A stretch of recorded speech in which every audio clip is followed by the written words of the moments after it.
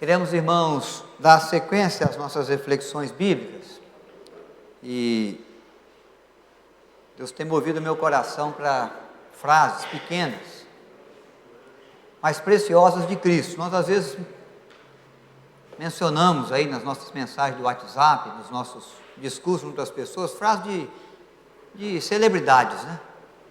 Celebridades que na sua popularidade começam a influenciar com a sua presença, com a sua palavra. E eu estou percorrendo um pouco a Bíblia, buscando frases que nós já conhecemos, que são mencionadas às vezes por nós, aos amigos, da pessoa de Cristo. No domingo passado nós falamos de aquela frase de Cristo: o que é impossível aos homens é possível a Deus. E aí nós vamos avaliar as frases, é claro, dentro do contexto em que Cristo falou, para podermos extrair do texto a verdade mais pura do Evangelho. Então nós vamos seguir nesse propósito. Hoje nós temos João capítulo 16, que é um capítulo bem conhecido. No verso 33, essa expressão de Jesus. Jesus está falando das aflições do mundo, das dificuldades que os discípulos poderiam enfrentar e já enfrentavam. Ele vai falar até da sua ida para os céus, vai falar do quanto eles teriam que dar conta do trabalho, do levar do Evangelho adiante com a sua vida, com o seu testemunho. Fala das perseguições. E aí então ele vai falar vai trazer essa frase preciosa. Vamos ler juntos? Vamos usar a versão da tela ali, tá bom? Essas coisas vos tenho dito, para que tenhais paz em mim. No mundo passais por aflições, mas tende bom ânimo, eu venci o mundo. Uma frase pequena, preciosa, que Deus em Cristo nos traz. Não tem como fugir das aflições, são inevitáveis. As aflições são inevitáveis.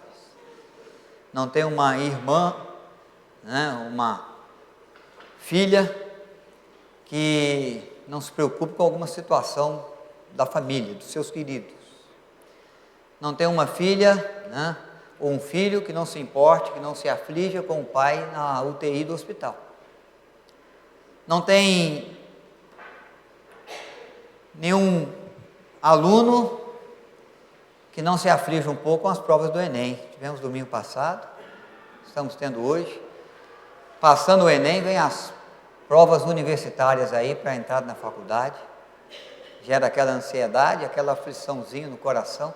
Sempre que você vai se dirigindo para a sala da prova, aquela mãozinha fria, aquele friozinho na barriga, né? E não é só do aluno não, é do pai e da mãe também. Não tem quem não se preocupe com um país que toma algumas decisões e abre as portas à impunidade, à violência, à corrupção. São preocupações que vêm à nossa mente, que afligem a nossa alma. Então não tem ninguém que não viva uma aflição. Jesus está dizendo isso.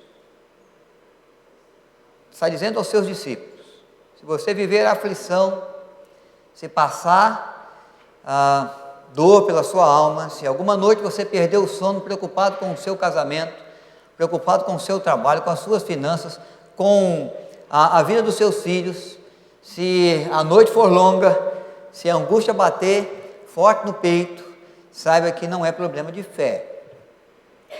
E você não é o único, não é só com você, é com todo ser humano. Então as aflições, elas são inevitáveis. Jesus está falando: no mundo tereis aflição. E cada um sofre do seu jeito, cada um enfrenta o sofrimento à sua maneira. Você vai encontrar aqui uma moça, uma mulher, com a sua dor aqui na unha, num ferimento na unha, expressando a sua preocupação. Você nunca se importou com a minha, nunca entendeu a minha dor. E o rapaz aqui todo esfaqueado, todo sangrando. Você tem razão, me desculpa. Cada um enfrenta de um jeito, porque a dor que dói mais é a dor que dói em você. E existem jeitos e maneiras diferentes de se enfrentar o sofrimento, tá? Então, nós sabemos que nós vamos atravessar as nossas aflições também, as nossas dores, elas são comuns à vida, Jesus mesmo nos disse, mas há uma maneira certa de lidar. Ele quer que a gente aprenda a lidar. Então, como ele está falando com os seus discípulos sobre a realidade da dor, nós vamos percorrer e vamos encontrar Jesus, então, lidando com essa dor e instruindo os discípulos, e nos instruindo em outros textos, para nos ajudar, nos ensinar qual que é a maneira de lidar com a aflição, então, se ela é inevitável. Qual que é a maneira certa de lidar com a dor, com o sofrimento, se ela vem mesmo. As causas são múltiplas, eu poderia citar algumas, mas você tem aí as suas, e eu tenho certeza que nós não precisamos disso não, mas nós temos que aprender como lidar com as aflições. E aí nós vamos entender, junto à palavra de Deus, com o ensinamento de Cristo também. Nós lidamos com a aflição, precisamos lidar com a aflição, edificando as coisas, construindo as coisas na nossa vida com solidez. O texto que está ali relacionado, de Mateus 7, é o texto do Sermão do Monte, o finzinho do Sermão do Monte. Jesus vai dizer que aquele que quer construir para durar, edificar com solidez, qualquer edificação da vida, deve construir sobre a rocha.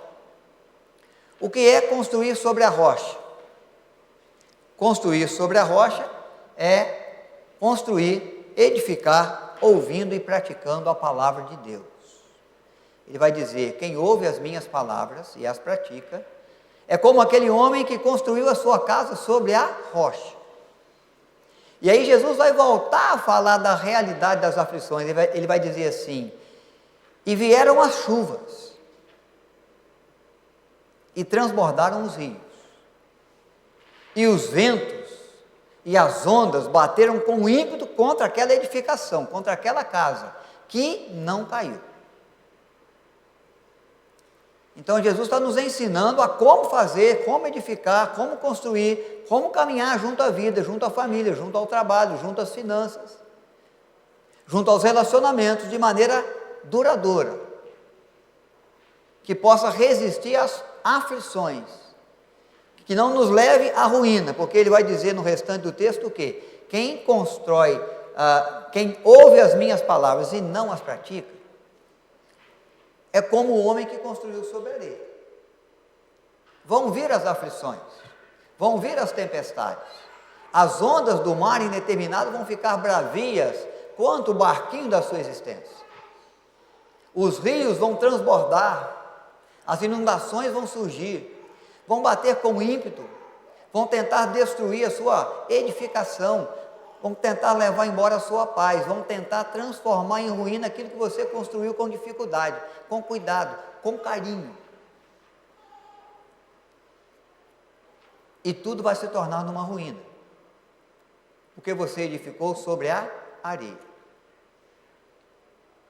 Então Jesus está dizendo de que para enfrentar as aflições da vida, nós temos que nos moldar, nos conduzir, edificar, construir, trabalhar em favor da família, das finanças, de todas as coisas diárias, observando a sua palavra. Nós vamos ser o marido, conforme a palavra de Deus nos orientou, que ama a esposa, como Cristo amou a igreja, com amor sacrificial, a ponto de se entregar por ela. Nós vamos ser os pais que educam seus filhos, que são para eles exemplo de vida, que querem conduzi-los no caminho do Senhor, para que quando crescerem não se desviem dele. E não se torne uma geração obstinada, rebelde, sem fé, sem confiança, sem temor a Deus. Nós vamos ser o cidadão que paga os seus impostos, porque a Bíblia nos ordena a pagar os impostos, que pratica a justiça, que promove a paz, no que depender de vós, tem de paz com todos. Nós vamos administrar os nossos recursos, nós vamos gastar na medida que ganhamos, nós vamos guardar uma reserva por imprevisto, a toda a orientação de Deus para qualquer área da vida na sua palavra. Nós vamos tratar o nosso inimigo como Cristo nos orientou a tratar. Se ele tiver sede, dá-lhe de beber, se ele tiver fome, dá-lhe de comer. Se ele te pedir a capa, dê também a túnica. Ore por ele, ore por aqueles que vos perseguem. Não para que Deus os destrua, mas para que Deus deles cuide, e os quebrante, e os conduza ao caminho da salvação, que faria deles pessoas melhores, como tem feito de nós. Então há um jeito, a instrução divina para cada construção, para cada edificação da vida. E se a aflição em todas as áreas são certas, hoje nós padecemos pelas finanças, amanhã pela saúde, depois da manhã pela a questão da família, ou ainda mais um pouco à frente pela questão do trabalho. A aflição em alguma área da sua vida sempre vai existir, e em todas as áreas da sua vida, algum momento ela vai atingir. O que está em paz hoje, amanhã pode estar em problema. O que hoje é bonança, amanhã vira tempestade.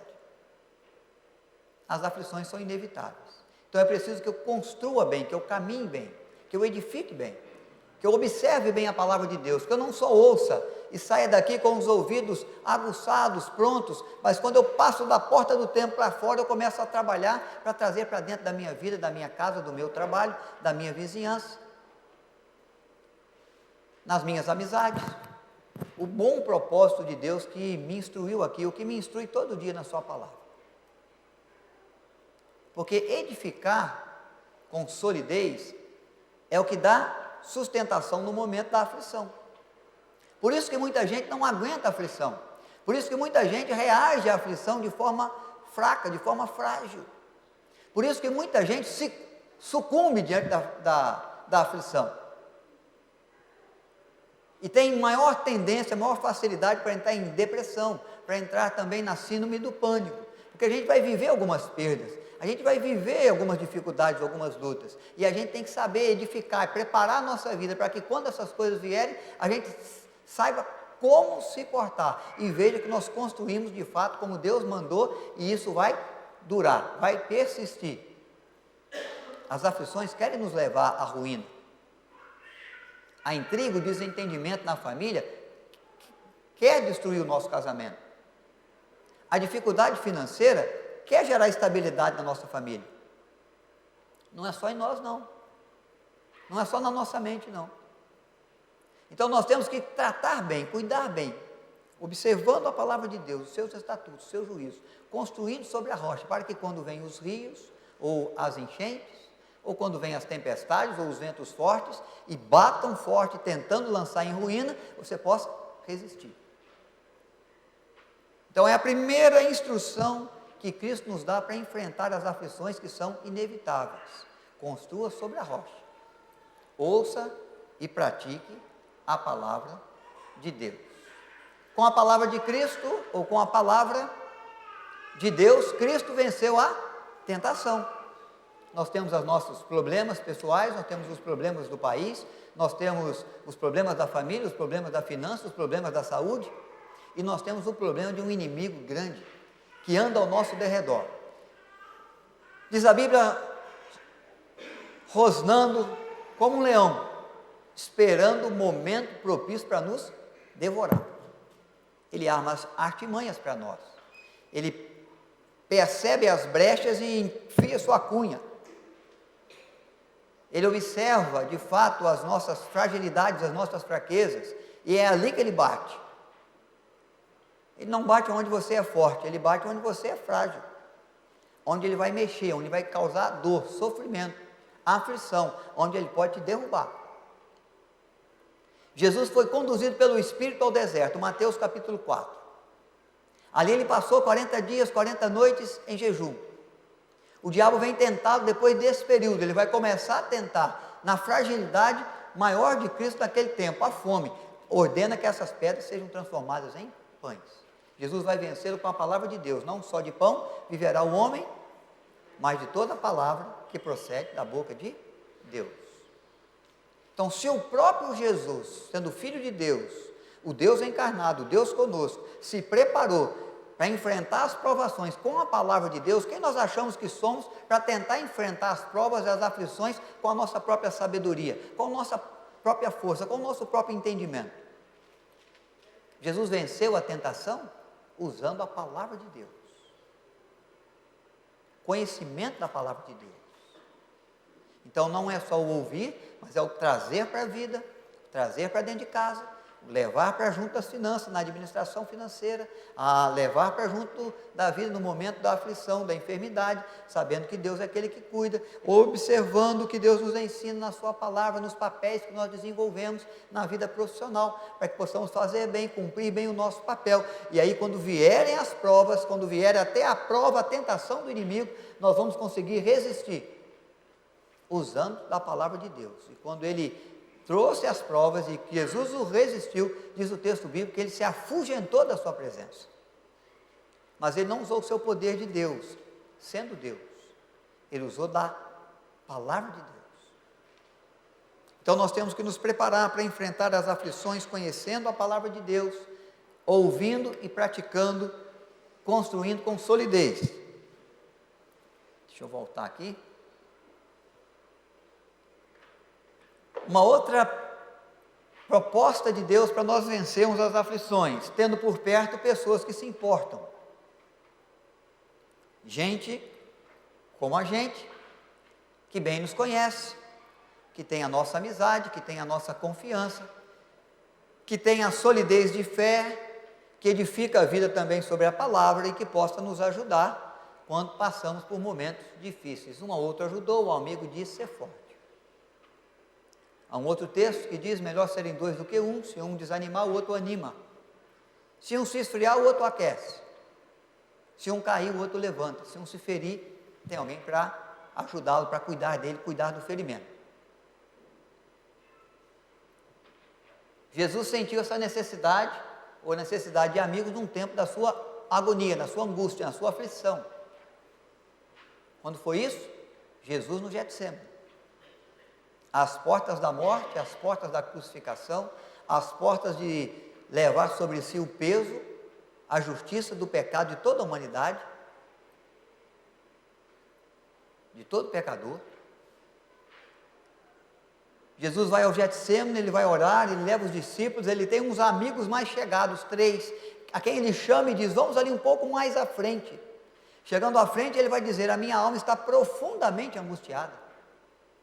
Orem aqui, intercedam por mim e comigo. E ele se coloca um pouco mais à frente, deixa os seus amigos e prostra diante do Pai e vai fazer aquela oração: Pai, se possível, passa de mim esse cálice, contudo faça a sua vontade. Fica ali orando diante de Deus, chega a transpirar gotas de sangue, volta diante dos seus amigos, eles estão dormindo. Ele os acorda e fala: olha, vocês não podem vigiar comigo por 1 hora, eu já não disse, estou aflito, estou precisando da sua ajuda, da sua intercessão diante do Pai. Sua oração vai ser importante, sua ajuda é importante. Intercedam comigo e por mim diante do Pai Celeste. E sai de novo um pouco mais à frente, torna a orar e volta e encontra-os dormindo de novo. Jesus está expressando de que é necessário que nós tenhamos pessoas com quem contar, pessoas que se importam com a nossa dor, pessoas que possam nos ajudar, que possam nos ouvir. Pessoas que possam estender para nós a mão, pessoas que, quem sabe, vão nos dar só companhia mesmo. Não vão nos emprestar o dinheiro, porque nem tem para emprestar. Não vão poder fazer o que a gente precisa fazer lá no trabalho ou na escola. Ninguém, seu pai, sua mãe, seu amigo, não pode fazer a prova do Enem por você, é você mesmo. Não pode fazer a prova da faculdade por você, é você mesmo que tem que fazer. Não pode fazer o seu papel lá no trabalho. Não pode pegar aquela dor que está sentindo e falar: me dá para mim, e agora deixar você sem dor nenhuma, sem aflição nenhuma. Cada um tem a sua dor, tem a sua carga para carregar, mas nós podemos ajudar. Cada um tem a sua missão, mas nós podemos socorrer. Há uma trilogia, O Senhor dos Anéis, muitos aqui já ouviram, na última dela, ao Retorno do Rei. Todo mundo sabe aqui que o Frodo é o cara responsável por carregar aquele anel e destruir ele. Ninguém mais pode carregar o anel, só ele. Mas o Sam vai com ele, é seu companheiro de viagem, é seu amigo. Chega um momento na subida da colina, na direção do vulcão, para destruir o anel. O Frodo não aguenta mais, está exausto, está cansado, ele cai, ele não consegue se levantar, quer tirar, dar um passo e continuar a caminhada. Sam vai tomá-lo nos braços, vai colocá-lo sobre os ombros e vai dizer: eu não posso carregar o anel por você, é tarefa sua. Isso é uma carga que você só pode, mas eu posso carregar você. E bota o sujeito no ombro e começa a subir o morro. E leva ele até bem próximo à entrada da caverna, onde ele vai entrar com as últimas forças e destruir aquele anel lá, cumprindo a sua missão, né? E trazendo um final feliz para o filme lá, que todo mundo queria ver. Às vezes eu não posso assumir a carga que o outro tem. O compromisso é dele mesmo. A dor é ele que vai enfrentar, mas eu posso ajudá-lo. Na sua aflição você tem que ter pessoas por perto com quem você pode dividir, com quem você possa contar. Jesus está apenas desabafando: orem por mim, minha alma está angustiada, intercedam ao Pai em meu favor. É isso que ele está fazendo, é isso que ele está pedindo. Então você tem que ter alguém para quem você chega e diz: ore por mim, ore pela minha casa, ore pela minha aflição, eu estou passando as noites sem dormir, eu estou chorando num quarto sozinho, porque nem meu cônjuge, nem meu amigo mais chegado pode saber. Eu estou dividindo isso com você. Pessoas que você sabe que se importam, que na medida do possível vão fazer por você o que você pediu, que vão se esforçar para de alguma forma aliviar a sua dor, te ajudar no momento da dor, do sofrimento. Às vezes é só uma companhia mesmo. Você já percebeu como você caminha melhor quando você tem uma companhia com você? E quando você vai pela rua sozinho e vem 2 sujeitos de lá para cá ou 3, e é à noite, e você está num lugar um pouco deserto das ruas, e a primeira coisa que vem na cabeça é: você é assaltado?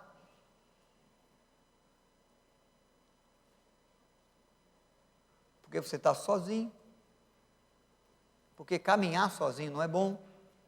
Sua mente já começa a criar coisas negativas para você pensar, que vão te amedrontar, às vezes vão fazer você mudar de calçada, mudar de rumo, voltar para casa, voltar para onde você estava, fazer você desistir de ir onde você pensava em ir.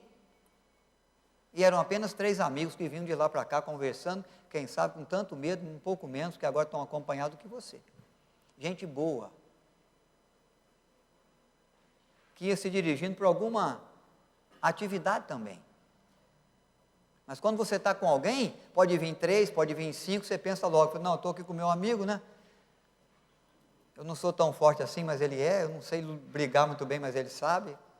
E se eu tiver que apanhar também sozinho, pelo menos, sozinho eu apanho mais, mas com 2, né, vamos dividir até a surra aqui, vai ficar melhor. Os discípulos, tristes pela perda de Cristo, Jesus Nazareno tinha sido crucificado em Jerusalém, e iam a caminho de Emaús. Diz o texto que eles iam tristes. Jesus se colocou no meio deles, acompanhou na caminhada, começou a conversar sobre as coisas que o Messias precisava sofrer, padecer, que ele mesmo os havia revelado. Eles chegam na cidade, já está escurecendo, eles falam com Jesus: fica aqui, já é noite, é perigoso caminhar por aí essas horas, vamos entrar, fica com a gente. Uma boa companhia é sempre bem-vinda, quanto mais você conseguir preservá-la, melhor. Jesus senta à mesa com eles, e quando ele parte o pão, eles o reconhecem que é Jesus, que é o Mestre. Quando eles reconhecem que é Jesus, Jesus desaparece, está ressurreto. Veio para acompanhá-los, veio para animá-los. A companhia que Cristo fez foi tão boa, que eles não mais se preocupam com a viagem de volta à noite, com os perigos da estrada à noite. Diz o texto que eles se levantam, voltam imediatamente da onde eles tinham saído, para contar aos seus apóstolos, aos seus irmãos: nós estivemos com Jesus, ele ressurreto, ele foi com a gente até a aldeia de Emaús, a caminho de Emaús. Quão bem faz uma boa companhia, pessoas que se importam, que sentem a nossa dor, que quer nos dar um bom conselho, que quer trazer esperança para o nosso coração, que quer de alguma forma saber, ou apenas que você saiba: eu estou com você, estou aqui, nós vamos passar juntos por isso. Se você precisar de mim, eu sei que eu não posso resolver tudo, mas eu quero que você me ligue, eu quero que você me fale, eu quero que você conte comigo, eu vou te dar a minha companhia. A dor, o sofrimento precisa de gente para partilhar. Gente da sua confiança, gente da sua fé.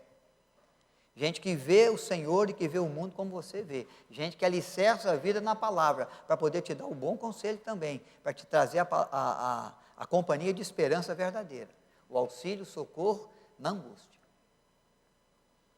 Enfrentamos as aflições, já que elas são inevitáveis, no mundo tereis aflições, mas Jesus quer dar o bom ânimo, tem de bom ânimo. Enfrentamos, buscamos o bom ânimo na certeza de que Deus cuida de mim, Deus cuida de você.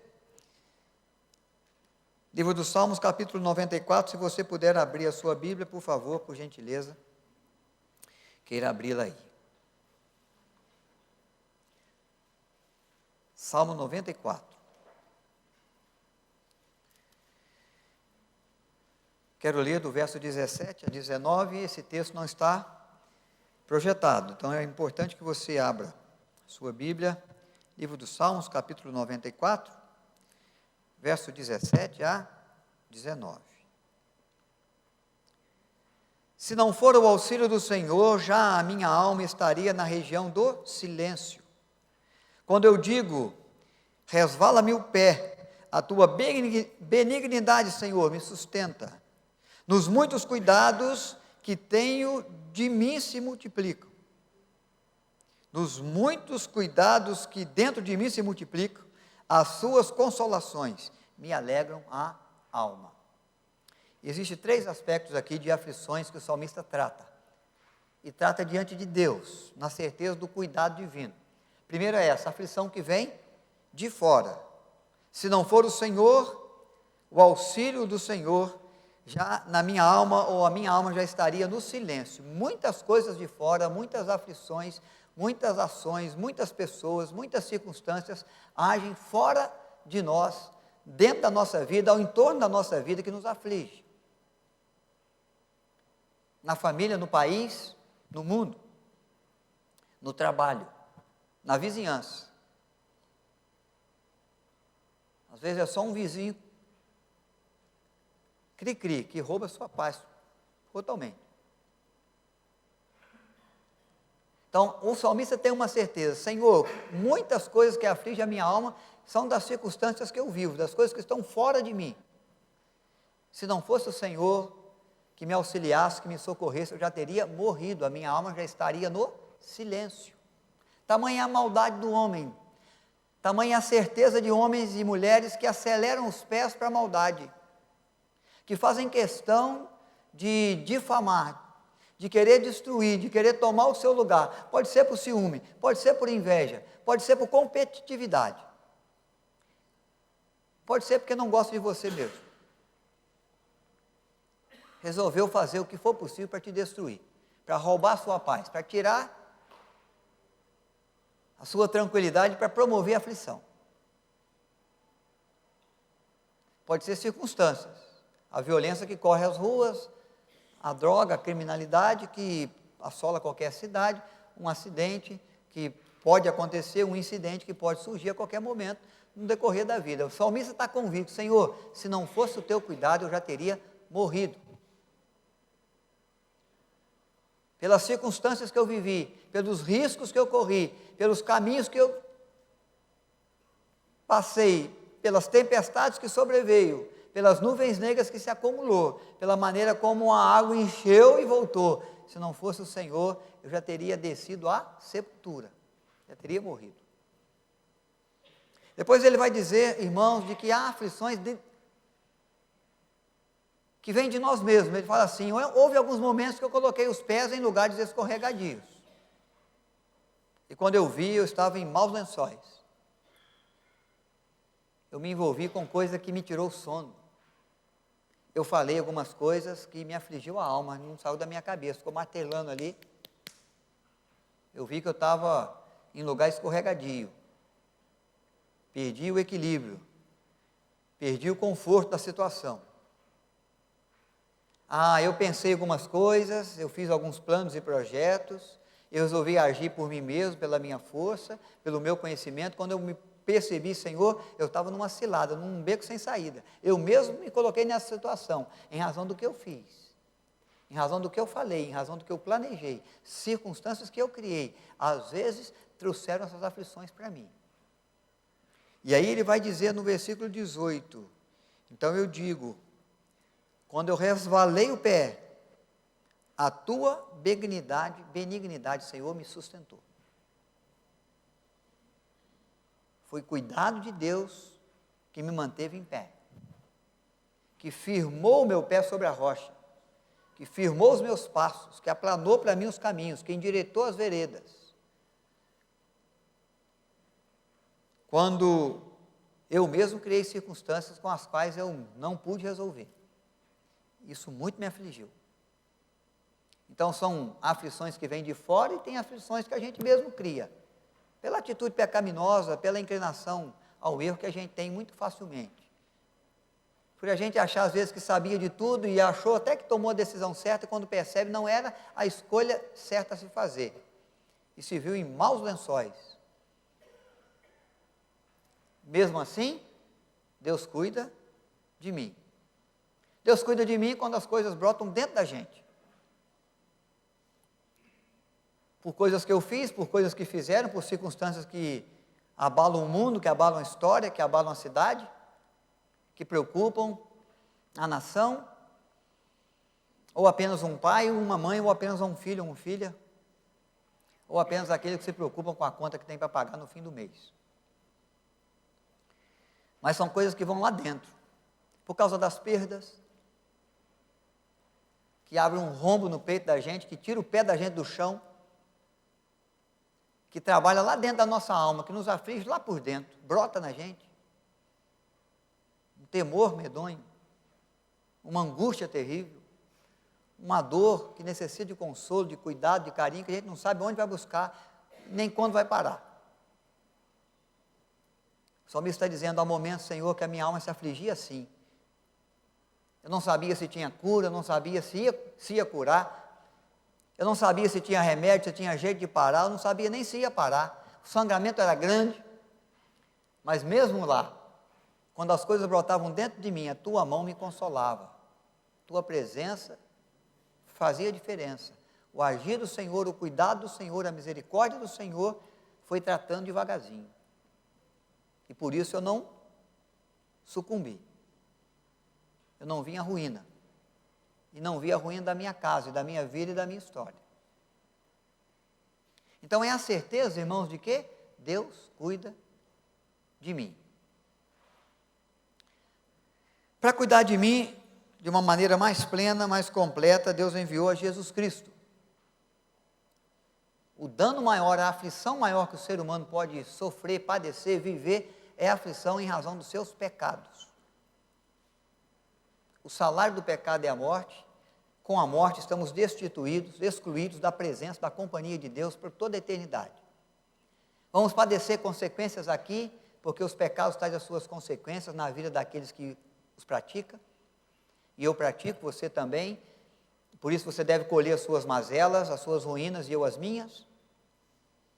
Mas promove um dano, uma aflição muito maior, muito mais grandiosa do que aquela que podemos viver aqui. Porque viver aqui, irmãos, a vida aqui, ela tem limite. Você vive bastante, vive 100 anos. 102, como está vivendo a minha avó, 104, como está o seu avô, Jade, seu Silas. Podemos viver menos, 5 anos, 10 anos, ou 30, ou 40, ou 60. Mas a Bíblia diz que a nossa vida aqui, comparada à eternidade, é um ponto ligeiro, é um piscar de olhos, é como uma névoa que o vento dispersa, passa rapidamente, porque a eternidade é vida sem fim. O pecado traz sofrimento eterno, penas eternas. A alma aflita, sofrendo danos, angústia, choro, ranger de dentes, para todo sempre, um sofrimento sem fim. Pela ausência de Deus, a aflição das penas eternas, promovida pelo pecado do ser humano. Mas diz a Bíblia que Deus, sendo um Deus amoroso, com um grande amor que nos amou, nos enviou a Cristo Jesus. E Jesus morreu numa cruz em nosso lugar, e Ele levou o preço do nosso pecado. Ele trouxe um sangue que nos justifica e nos purifica de todo pecado. E aí então, pelo sangue de Cristo e pelo caminho que Cristo se tornou, aquele que crê em Cristo não perece em razão dos seus pecados na eternidade, mas ele herda de Deus uma vida eterna com Ele, de gozo, de paz, de sorriso, de alegria, onde não existe mais pecado, não existe choro, não existe luto, não existe qualquer dano que o pecado possa produzir, não vai produzir, para todo sempre. Então o cuidado de Deus em Cristo trouxe isso para mim, trouxe para você, trouxe para todo aquele que crê. Quem crê, já está salvo, já tem a vida, já começa a viver aqui o gozo do que ele vai viver de forma plena nos céus. Então Deus cuida da nossa vida, dos cuidados que Ele sabe que a gente precisa, que a Bíblia chama de demais coisas, as quais Ele sabe que nós precisamos, mas Ele já trouxe o cuidado maior, o cuidado da alma, o dano maior, a aflição maior, nós já estamos livres. O final da nossa história seria um final trágico, choro, ranger de dente por toda a eternidade, mas Deus nos abraçou, nos amou, veio ao nosso encontro, se sacrificou por nós. Hoje nós podemos ter um final alegre, de gozo, de paz, final feliz. Deus transformou, nos tirando das trevas, nos transportando para o mundo maravilhoso do seu amor. Então Ele já deu prova que cuida, cuidou do mais importante já livrou da aflição maior. Jesus fez aquela oração que eu mencionei no Getsêmani: Pai, se possível, passa de mim esse cálice. Ele foi atendido conforme ele pediu? Não, Deus disse não. Veio prisões, açoites e morte por crucificação. Toda a zombaria, todo o sangue vertido na cruz do Calvário, toda a dor, todo o sofrimento. Porque não era possível passar o cálice, assim era a vontade de Deus, para que o mundo fosse salvo por Ele. Jesus vai morrer agora. Ele disse algumas frases na cruz, no momento da crucificação, pendurado no madeiro. Ele vai dizer uma última ainda: está consumado. Cumpri a vontade do Pai, e agora para isso eu preciso morrer. Eu estou dando a vida, então eu tenho que morrer. Eu já sangrei demais, eu já verti o sangue todo, não sobrou nada. Eu vou morrer. Em quem eu vou confiar para a minha ressurreição? Em quem eu vou confiar no momento da minha morte? Ele podia dizer: no Pai que me negou, quando eu pedi, se possível, passa de mim esse cálice. Porque naquela hora ele disse não. Assim era a vontade de Deus. Não, Jesus vai dizer o seguinte: Pai, nas tuas mãos eu entrego. Confiança de Cristo é a confiança no cuidado do Pai Celeste. O não de Deus não pode ser um não que nos frustre a ponto de não confiar em Deus, porque as coisas não saíram como eu gostaria, como eu planejei, como eu esperava, como eu entendi que seria melhor para mim. Há cuidado de Deus nisso também.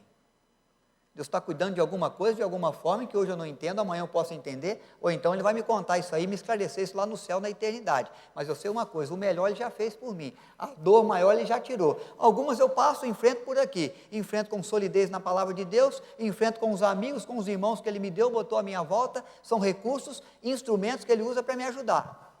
E o cuidado dEle que vem sobre a minha vida todo dia. Irmãos, quando eu for morrer, existem algumas coisas que eu pedi para Deus que Ele não me deu.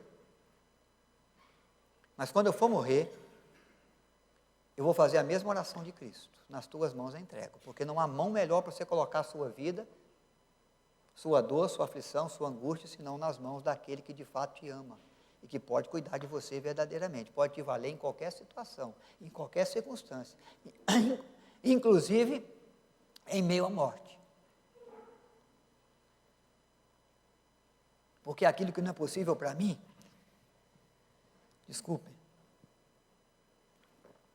porque aquilo que eu ainda não posso fazer, é possível para o Senhor, e não há nada demasiadamente difícil para Ele. Então é por isso, irmãos, que nós temos que olhar para a palavra de Deus, olhar para os conselhos da palavra de Deus, confiar que daí vem o melhor cuidado. Que Deus de fato nos abençoe, que Ele manifeste o seu carinho, que nós continuemos a confiar no Senhor, de saber, Ele cuida. Até aqui, o Senhor nos ajudou, Ebenezer.